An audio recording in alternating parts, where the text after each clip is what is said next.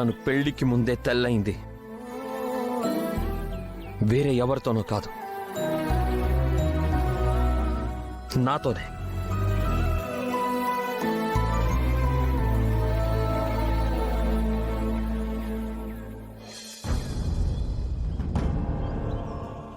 వెళ్ళు, బ్రేక్ఫాస్ట్ చేసి వచ్చి రెడీ అవ్వు. నాకొద్దు. నిన్నటి నుంచి నువ్వేం తినలేదు. తినకపోతే చచ్చిపోతానా? ఎందుకలా మాట్లాడుతున్నావు?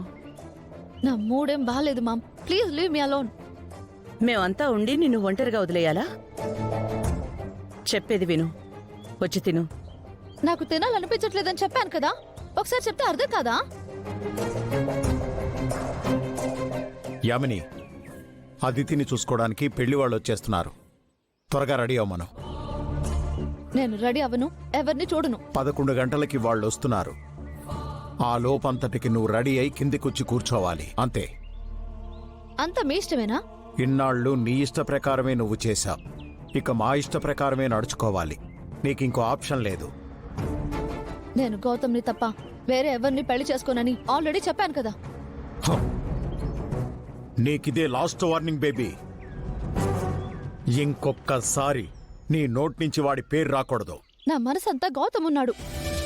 నా అణువణువు గౌతమ్ని నింపుకున్నాను. వాడిని కాదని వేరొకరిని పెళ్లి చేసుకోవడం ఈ జీవితంలో జరగదు. నిన్ను ఏమండి, దానికి నేను సర్ది చెప్తాను, మీరు వెళ్ళండి. ఇదంతా నువ్వు తనకిచ్చిన అతి చనువు వల్లనే యామిని. నువ్వేం చేస్తావో నాకు తెలీదు. ఈరోజు పెళ్లి చూపుల్లో తను కూర్చోవాలి, లేదంటే నేనేం చేస్తానో నాకే తెలీదు.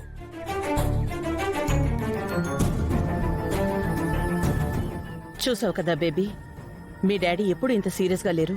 నా మాట విని త్వరగా టిఫిన్ తిని రెడీ అవ్వు. ఆయన చెప్తే నేను వినాలా? నా మనసు ఎవరో అర్థం చేసుకోరా? నీ మనసులో గౌతమ్ ఉన్నాడు, కానీ వాడి మనసులో నువ్వు లేవు.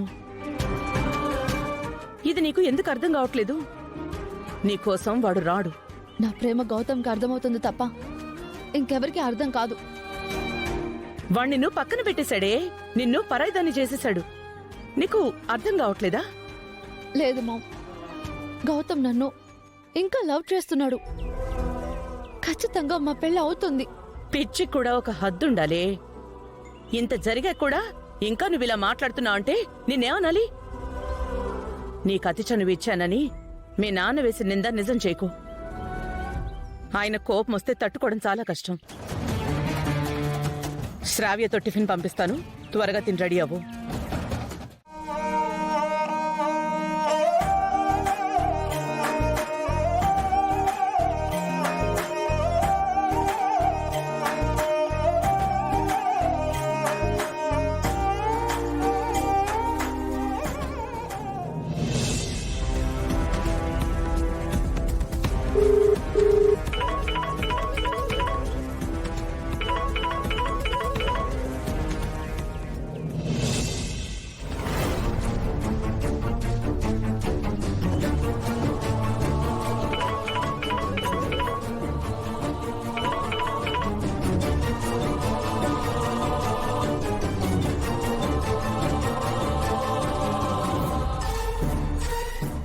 నీకు ఇంకొకసారి కాల్ చేస్తాను గౌతమ్.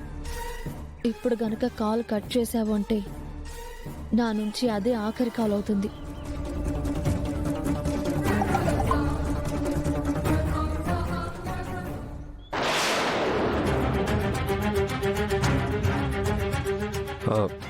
కాసేపు పేషెంట్స్ ఎవరిని లోపలికి పంపించుకో, చూసుకో.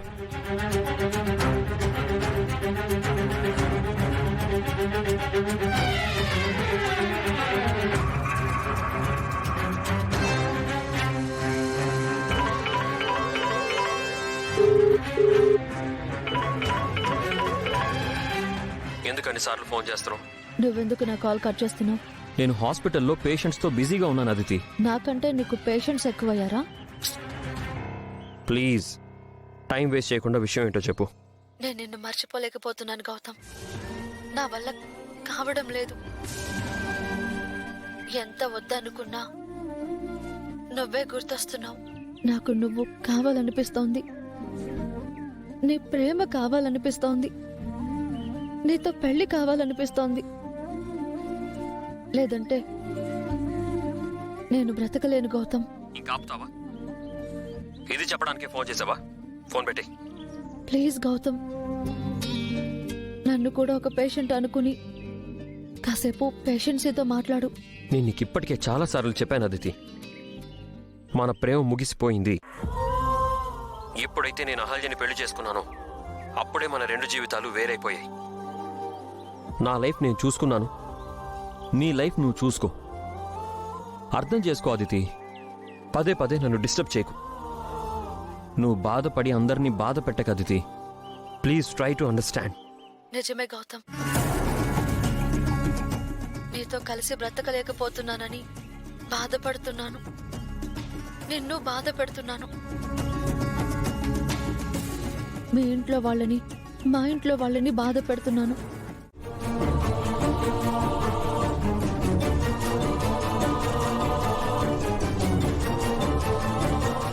ఏంటే, ఏం చేస్తున్నావు నువ్వు? అది బామ్మగారు వంట. నిన్ను వంట చేయమని ఎవరు చెప్పారు? మేం చెప్పావా ఏంటి? తగుదనమ్మా అంటూ ప్రతిదానికి ఓ తెగ దూరిపోతున్నావు. అంటే పొద్దున ఆయన ఏమీ తినకుండా వెళ్ళారండి. ఇప్పటి వరకు మీరెవరూ భోజనం చేయలేదు కదా. అందుకని నీ చేతులు కాల్చుకుంటావా?